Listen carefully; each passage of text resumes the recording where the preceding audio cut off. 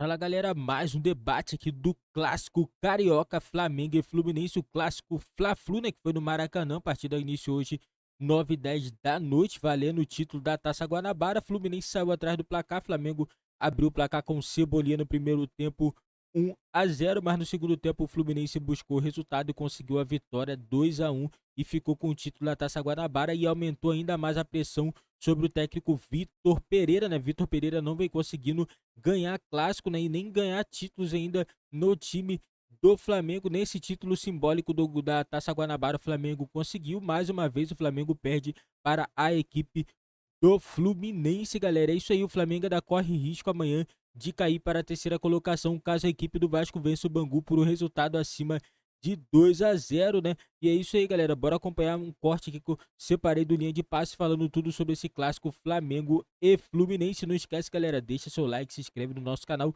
e ativa o sininho das notificações para você não perder nenhum vídeo aqui do nosso canal. E eu vou deixar, galera, o link na descrição. Cresce os direitos autorais e ESPN do Grupo Disney.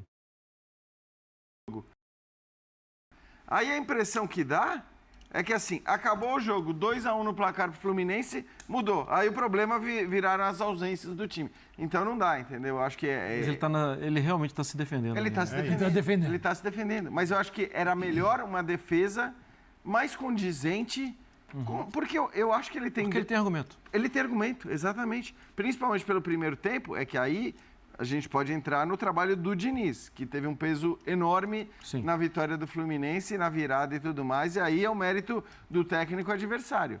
Mas ele tinha argumentos para o time que ele escalou. O do Mateusão, sinceramente, que para mim, das substituições todas, é aquela menos compreensível. Não me convenceu muito a questão do que ele ataca, de que ele marca, de que ele... E quando o Flu muda no segundo tempo, eles se perdem. Entendeu? O primeiro tempo deixa a impressão. Isso não quer dizer que essa formação, ou uma formação parecida como essa, não possa jogar. O problema dele é a impossibilidade de desenvolver uma ideia. Ele tinha 4 taças para disputar até o dia 8 de março. Isso aqui é uma taça. É menos importante. Vai pra conta também? É menos importante. Amanhã a gente vai falar que ele perdeu 4 taças. Mas ela não é... eu vi o Ganso levantando... porque perdeu as outras 3. Eu vi o Ganso levantando uma taça ali. É isso, porque se ganhasse também não ia resolver nada. Mas... Sim, todas as outras são mais importantes. Porque, veja só, acho que é uma perda assim, porque é o seguinte, essa era a menos importante de todas as taças. Mas passou... Cada semana que passa, é que vem acumulando. Uma taça menos importante. Só que como ele está perdendo as outras, a seguinte é sempre a mais importante. Enorme. Não, e tem um outro ingrediente aí. Vem acumulando e ela foi depois de 2 derrotas em clássicos. Exatamente. Isso é uma coisa que não é... E se você dissesse no começo do ano, né, Calçade, assim, a gente fizesse um bolão aqui, das 4 taças, considerando a Taça Guanabara, eu preciso ser justo com as minhas, eu não acho que dê para contar como título a Taça Guanabara e tal, então também não dá para ser... Pro Diniz é legal, a gente pode falar daqui a pouco, mas para ele... Engraçado, mas era importante ganhar isso aqui hoje, Gil. Não, claro, então, mas pelo contexto, a derrota pelo contexto. Não, estou de acordo que era importante mesmo. Mas se a gente considerasse uma taça e chegasse aqui no começo do ano e dissesse, bom, no dia 8 de março, 9 de março, quando vocês estiverem sentados na mesa do Linha de Passe, vamos lá, bolão, quantas das 4 taças o Flamengo vai ter conquistado? Das 4 que ele vai disputar. Eu duvido, mas duvido muito que alguém dissesse menos que 2. Contando a Taça Guanabara. Eu teria dito no mínimo 2.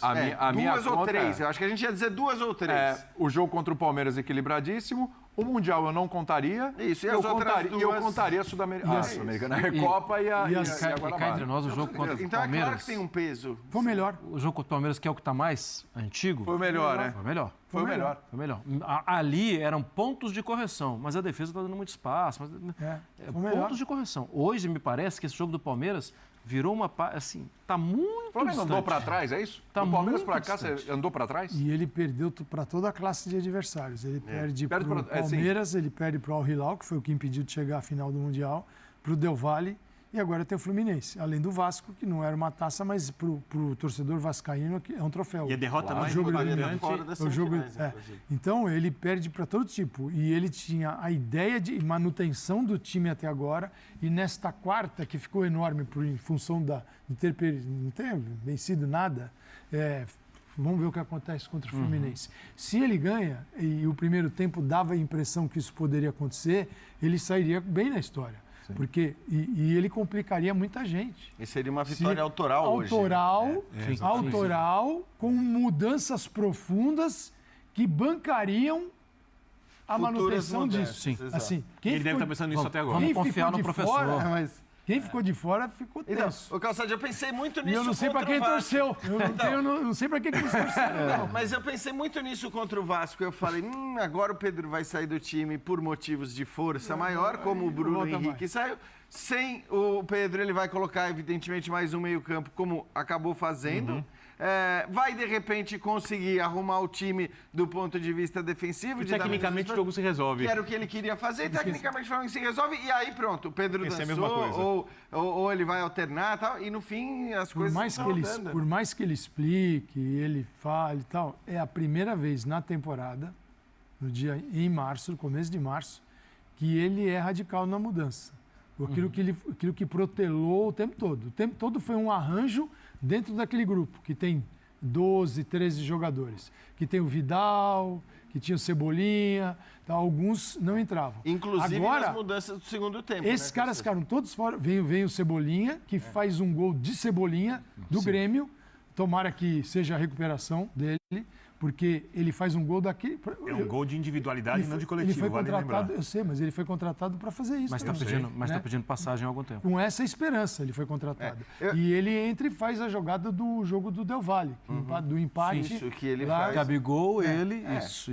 Então, ele conseguiu pelo menos se colocar, porque ele não estava conseguindo, se colocar ali como, opa, eu quero entrar. Né? O que, sei lá, não vou dizer que está no nível, evidentemente não está, mas é um pouco o que o Michael fez tá muito quando ele teve... Já. Não, tá confuso. Aí é outra coisa, estou falando do Cebolinha especificamente. E só acho que, assim, em relação a isso que o Calçade falou, cara, eu posso estar enganado, tá? Mas a impressão que eu tenho é que ele já conhece o futebol brasileiro. Opa! Ele já sabe como a banda toca. Né? Então, quando ele, no meio do segundo tempo, fala Arrascaeta, Gabigol, saiam. Ele sabe que aquele grito de burro vai chegar. Porque eu tenho certeza que todos nós aqui sabíamos, quando a gente viu a plaquinha subindo Gabigol e Arrascaeta saindo, cara, ele vai ser xingado, ele vai ser chamado de burro. Então, assim, eu imagino que ele já soubesse disso. Então, é um pouco essa questão de que me parece que ele falou, bom, agora, quer saber? Eu vou ligar o tal do botão e vou fazer o que eu acho que é melhor para o time. E no segundo tempo, absolutamente não certo. Agora, só uma coisa. O Diniz, a gente está com o Diniz do ponto. Já a gente vai ouvir o Diniz, mas só aqui para o Berner concluir, a gente coloca o Diniz, porque eu não sei qual é o prazo de ganhar o jogo. Ganhar o jogo. Só isso. Com mudança do Diniz. Mas fala aí, Berner, fala. Só pensando um pouquinho o que fica depois do jogo de hoje, porque o treinador me parece, assim, a situação dele é complicada. Eu não estou falando nem sobre a possibilidade de sair ou de ficar, não vou nem entrar nesse mérito. Estou falando da construção da equipe. Porque ele viu o time fazer um primeiro tempo legal e ele baseou isso na intensidade. Com os principais jogadores, a equipe tende a não conseguir manter essa intensidade. Ao mesmo tempo, ele precisa de resultados com urgência. Aí o Marra fala, eu concordo, que o Cebolinha está pedindo passagem. Sim. No lugar de quem? Porque o Arrascaeta não vem jogando bem. E o Jean acabou de falar, todo mundo sabia que se o Arrascaeta não jogasse e não viesse o resultado, ia ser burro confirmado pós-jogo, burro na atuação. Mas, Vitor, a gente via o Ayrton Lucas fazer isso meio de uma forma não a que ele esperava em campo com a escalação, mas a gente viu o Ayrton Lucas oferecer profundidade para o lado esquerdo. Mas vai jogar na linha de 5 de lateral ala? Depende se ele vai manter 3. Então, é por isso que está confuso. É que no momento a gente não sabe qual é o próximo. Eu não tenho ideia de qual vai ser o próximo passo. Isso que exatamente esse meu ponto. Você chegou no ponto que eu tô falando, porque médico Arrascaeta, o Pedro volta ou não volta? Se volta, o Gabigol faz a dupla com o Pedro, tudo bem. Quem faz a linha de 3? Né? Faz a linha de 3, o Cebolinha volta para a linha de 5, que na linha de 3 não dá para atuar ali. Inclusive no Benfica ele chegou a jogar um pouco mais recuado e não funcionou. Reclamou do técnico. Na época, falou, não, joga um pouco mais perto do gol adversário. Então, quando ele fala que tem um caminho, A minha dúvida é qual é esse caminho, porque ele vai tomar um caminho, ele vai escalar um time se ele continuar na equipe no próximo jogo. O que ele vai fazer? Essa é um enorme ponto de interrogação. Que ele fala assim, os 3 zagueiros ou os 3 zagueiros? Vão voltar para a linha de 4? Para este jogo contra o Fluminense, era uma equipe... Tá bom, mas você começa o Brasileirão, tem um monte de time que se você vacilar, ele... Não, mas semifinal de campeonato estadual, que não seria tão importante, para o Flamengo não chegar à final do estadual agora virou um negócio... Posso falar uma coisa? Horroroso, e na verdade não se Posso falar uma coisa mas... bem maluca em cima do que você está falando? O Vasco joga amanhã. O Volta Redonda conseguiu empatar. Depois está ganhando 3-1, o Volta Redonda empatou com o Boa Vista 3-3. Boa Vista que empatou com o Volta Redonda, né? Foi buscar. Então o Volta Redonda está com 20 pontos. Hoje, o confronto... Olha que legal aí, bacana. Hoje, o confronto seria Fluminense e Vasco, certo? Primeiro com o quarto colocado, vantagem para o Fluminense por 2 resultados iguais. Flamengo e Volta Redonda, vantagem para o Flamengo por 2 resultados iguais. Porém, se o Vasco vencer amanhã o Bangu por 2-0, o Vasco vai igualar o Flamengo em número de vitórias. E o segundo critério de desempate é saldo de gols. Se o Vasco vencer por 2-0, o Vasco vai para um saldo de gols de 14 e o Flamengo ficará com um saldo de gols de 13. Ou seja, o Vasco passará o Flamengo. E o Flamengo será o terceiro colocado. E aí os dois vão se enfrentar na semifinal com vantagem do Vasco por 2 resultados iguais. Só uma curiosidade. Só para entender em que ponto está esse negócio. Para entender, assim... Ou seja, ganha uma dimensão absurda com vantagem para o Vasco. E o mais maluco é, óbvio que o Vasco vai jogar para ganhar, para conseguir o melhor resultado, para ultrapassar o Flamengo e não vai ficar escolhendo o adversário. Claro. Mas se pudesse escolher adversário agora, Fluminense ou Flamengo? Vasco escolheria? Então, aí pelo menos... Uma boa pergunta, hein? Mas pelo menos, Birino, acho que aí tem a questão que é essencial aí. Não dá mais. Que é a vantagem dos 2 resultados iguais. Então, assim, Não vai escolher, vai jogar para ganhar o jogo. Exato, porque contra o Flamengo... Pode fazer 1-0, perder a vantagem, vai ganhar o jogo e vai jogar com o Flamengo jogando por 2 resultados iguais. O Vasco vai ganhar o jogo dele. Que o momento do Fluminense é melhor que o do Flamengo, eu acho que não tem discussão nenhuma, que o momento é melhor. Agora, não sei, né? E olha, o Flu, sim, o Flu já jogou bem mais.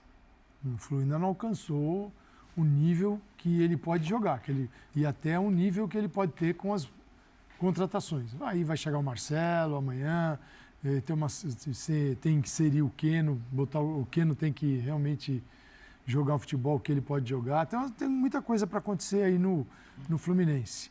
Mas o Flu pode chegar lá. O Flu pode jogar mais, eu acho que vai jogar mais no Brasileirão. Mesmo assim, a virada foi excepcional pela leitura do Diniz, as mudanças que ele implantou.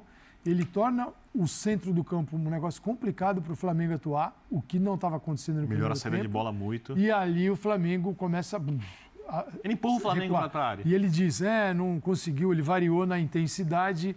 No primeiro tempo foi top, no segundo tempo, mas aí se deve ao Fluminense também. Claro. E aí que eu entro naquela questão dos treinamentos, de quanto tempo esse time viu essa formação e interagiu com ela. Porque funcionou bem. Isso não quer dizer que você bole uma formação, coloque em campo e por ganhar o jogo você está correto. Você fala, como não? Porque falta consistência. E faltou consistência no segundo tempo.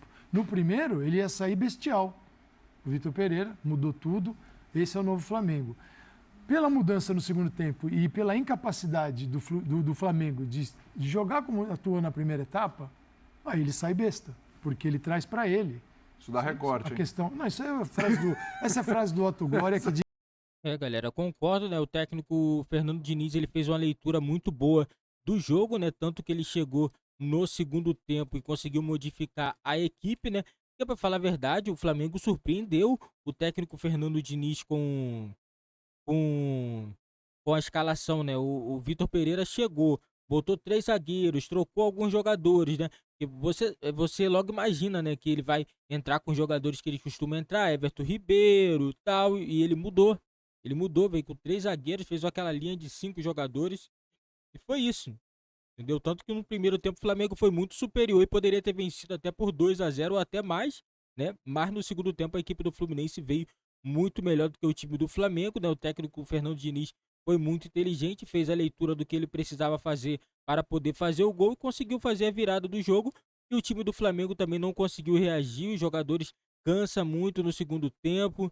E o Vitor Pereira também fez algumas alterações também, não surtiram efeito. Everton Ribeiro entrou, Entrou o Mateusão também, que eu não entendi muito, né? Um jogador que até o momento não entregou nada ainda ao time do Flamengo. Tá tendo muitas oportunidades, mas não tá conseguindo aproveitar, né? E é isso aí.